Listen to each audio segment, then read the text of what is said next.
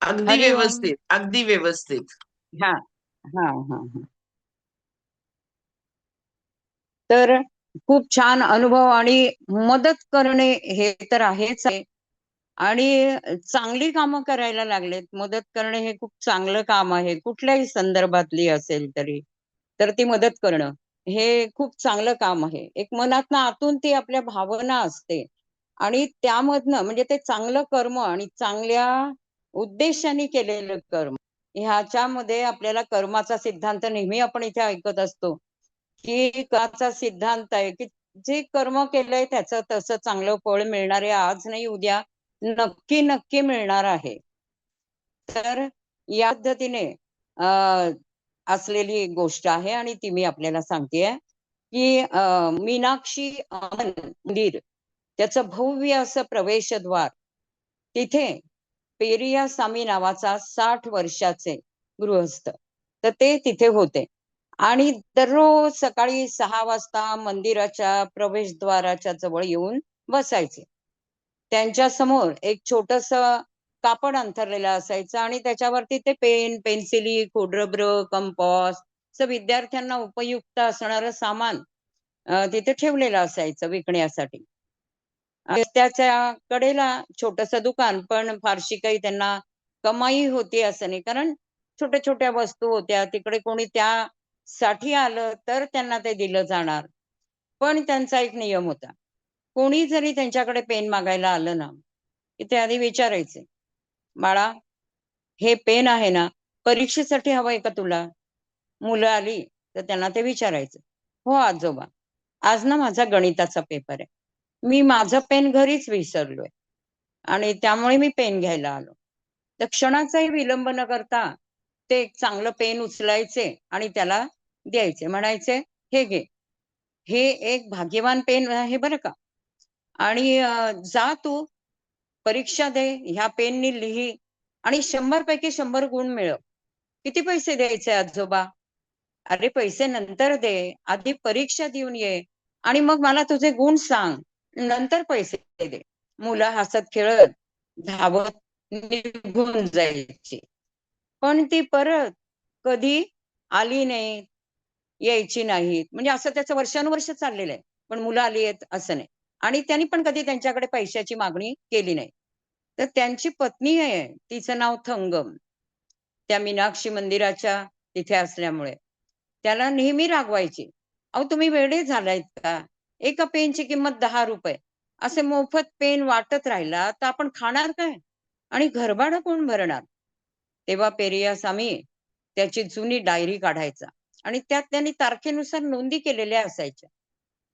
बरं बाकी काहीच नाही. त्या मुलाला फक्त त्याचं नाव विचारलेलं. मग त्यांनी लिहिलेलं असायचं, 12/3/2010 रमेश, गणित परीक्षा, पेन, बाकी.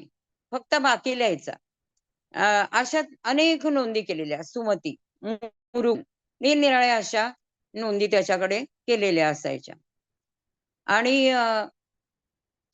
कोणीतरी म्हणजे ह्याची परीक्षा, कोण सीए ची परीक्षा, कधी सार्वजनिक परीक्षा, शाळेची परीक्षा, अशा कुठल्या ना कुठल्या परीक्षा असायच्या. त्याचं नाव, तारीख आणि पेन दिलंय त्याला. म्हणजे त्याच्याकडे खोडरबर आणि सगळ्या वस्तू होत्या. त्यामुळे त्यातनं काय दिलं, तर तो पेनचंच महत्वाचं त्याचं. आणि त्यामुळे त्या पेनच्या मात्र तो अशा बाकी असलेल्या लिहून ठेवायचा. तर ती डायरी सगळी अशा बाकीच्या नोंदींनी भरलेली होती. त्यांची सगळ्यांची मोजणी केली की किती नोंदी आहेत अशा बाकीच्या. तर जवळपास 3000 पेन त्यांनी असे दिलेले होते मुलांना, की नंतर आणून दे. तुझे गुण सांगायला ये. परीक्षा लिही. भाग्यवान पेन आहे. तर त्या नेहमी ते सगळ्यांना सांगून दिलेलं असायचे. असे 3000 पेन त्यांनी दिलेले होते. म्हणजे 10 रुपयाचा एक पेन म्हटलं, तर 30,000 रुपये. पाहिलंच ना, तो म्हणायचा, "अगं हे कर्ज नाहीये, ही आपली गुंतवणूक आहे. एक दिवस नक्की परत येईल. कर्माचं फळ मिळतंच मिळतं." चांगलं कर्म केलंय मी. कोणाकडनं पैसे घेतले नाही. त्यांना छान पेपर लिहायला जेव्हा पाहिजे तेव्हा अगदी गरज असताना मी पेन दिलंय आणि भाग्यवान पेन दिलंय. ती उसासात टाकायची, म्हणायची, "काय तुमची ही गुंतवणूक? अहो ही गुंतवणूक धुळीत मिळेल. तुम्ही आता म्हातारे होताय. आता कोण परत येणार आहे? 20 वर्ष लोटली. तो आता 80 वर्षाचा झाला होता. त्याची दृष्टी जवळपास गेली होती. ऐकू सुद्धा कमी येत होतं. तरी पण रोज त्या मंदिराच्या प्रवेशद्वाराजवळ तो असाच सगळे पेन घेऊन बसायचा. तेच कापड, तीच पेनं. पण आता त्याचा फारसा व्यवसाय उरलेला नव्हता. मुलं काय आता gel pen, sketch pen, online साधनं यांचा वापर करायला लागले होते. त्यामुळे काय झालं. हरी ओम.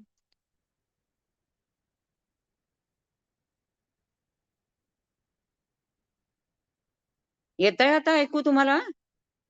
येतंय येतंय हरी ओम. येतंय. हां, हां, हां. मला वाटलं काय माझं एकदम दिसेना मला म्हणून. ओके.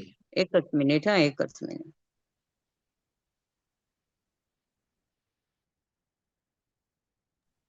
हां, आता दिसतायत मला तुम्ही पण सगळे. एक मिनिट करते.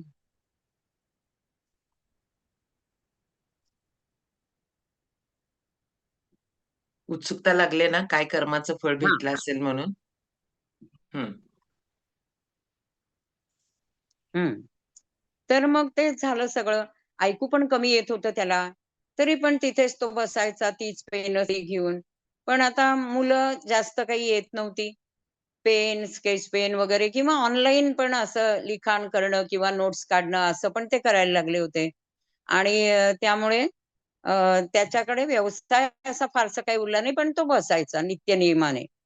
तर एका सकाळी त्या मंदिरासमोर एक कार आली आणि थांबली. त्यातनं सुमारे 35 वर्षांचा सूट-बूट घातलेला एक तरुण उतरला. त्याच्या हातामध्ये फुलांचा गुच्छ होता. तो थेट पेरिया स्वामींकडे गेला आणि त्यांच्या पायांवर त्यांनी लोटांगण घातलं. "आजोबा मला ओळखलत का?" तर ते दृष्टी कमी झालेली होती. डोळे बारीक करून पाहायला लागले. ते म्हणाले, "बाळा मी आता खूप म्हातारा झालोय रे, मला नीट दिसत नाहीये." "आजोबा तुम्ही 18 वर्षापूर्वी माझी 10वी ची सार्वजनिक परीक्षा होती बरं का आणि गणिताचा पेपर होता. त्या दिवशी मी रडत-रडत तुमच्याकडे आलो होतो. माझं पेन तुटलं होतं. येतंय ऐकायला? हरी आता यायला लागलंय, यायला लागलंय. अगदी हां, हां, हां. व्यवस्थित. हां. हां. तर तो म्हणाला, "माझं पेन तुटलेलं होतं आणि माझ्याकडे पैसे पण नव्हते. पण तुम्ही मला एक पेन दिलं आणि म्हणालात, हे एक भाग्यवान पेन आहे. जा 100 गुण घेऊन ये." आणि तुम्ही माझ्याकडनं पैसे पण घेतले नाहीत. त्यांच्या स्मरणामध्ये धूसर आठवण जागी झाली. "बाळा तू?" तो म्हणाला, "हो, मीच मुरुगन. आजोबा, त्या पेननेच मी माझी परीक्षा लिहिली. त्यावेळी मला 98% गुण मिळाले. मी उत्तीर्ण झालो. पुढे शिक्षण घेतलं आणि आज माझी स्वतःची सॉफ्टवेअर कंपनी आहे बरं का. पेन्ना टेक्नॉलॉजीज नावाने. माझ्या आयुष्याची सुरुवात ना तुमच्या त्या एका पेनामुळेच झाली." दारात उभी असलेली थोंगम हे सगळं ऐकत होती पेरिया स्वामींची पत्नी. तिच्या डोळ्यातनं शांतपणे अश्रू वाहत होते. त्या मुरुगननी एक लिफाफा काढला. "आजोबा, त्या दिवशी तुमचे माझ्यावर ₹10 उधार होते. आज मी ना ते व्याजासह परत करतोय." आणि त्या लिफाफ्यामध्ये ₹10,00,000 धनादेश होता. पेरिया स्वामींचे हात थरथरायला लागले. "अरे बाळा, मला आता पैशांची गरज नाहीये. तू यशस्वी झालास ना, हेच माझ्यासाठी पुरेसं आहे." "नाही, नाही आजोबा, हे पैसे नाहीये.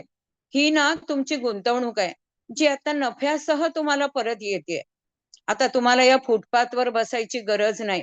मी ना तुमचा आधार बनण्यासाठी इथं आलोय." दुसऱ्या दिवशी वर्तमानपत्रात बातमी झळकली, की एका सॉफ्टवेअर उद्योजकाने फुटपाथवरच्या आजोबांना ₹10,00,000 गुरुदक्षिणा दिली. आणि ती बातमीमध्ये ते पेन वगैरे सगळं आलं. ती वाचल्यानंतर दुसऱ्याच दिवशी आणखी एक कार तिथे येऊन थांबली. "आजोबा, आजोबा, मी सुमती. हिंदीच्या परीक्षेसाठी तुमच्याकडनं पेन घेतलं होतं बघा मी. आज मी हिंदीची शिक्षिका आहे." त्यानंतर मग रमेश आला. "आजोबा, आता मी एक लेखापरीक्षक आहे. तुमच्या दिलेल्या पेननीच मी माझी पहिली बॅलन्स शीट लिहिली बरं का." एका आठवड्यातच मंदिराचं प्रवेशद्वार अगदी लग्न घरासारखं गजबजून गेलं. कितीतरी डॉक्टर्स, अभियंते, जिल्हाधिकारी, पोलीस अधिकारी असे अनेक जण, प्रत्येक जण रांगेत उभा होता आणि त्यांच्या चरणी नतमस्तक होत होता. फुलं, फळं, भेटवस्तू, लिफाफे घेऊन तिने तिची जुनी डायरी उघडली. त्यात 3,000 नोंदी होत्या. पत्नी बघत होती.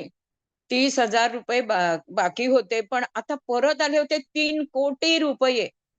3 कोटी रुपये. तिच्या डोळ्यातनं अश्रुधारा वाहत होत्या आनंदाने. पेरिया स्वामींच्या डोळ्यातनं पण अश्रू व्हायला लागले. ते म्हणाले, "थंगम बघ, मी तुला सांगितलं होतं ना, अगं हे कर्ज नव्हतं. ही सगळी बीज होती आणि मी ती जणू पेरली होती. आज बघ, त्यांचं एका दाट जंगलात रूपांतर झालंय.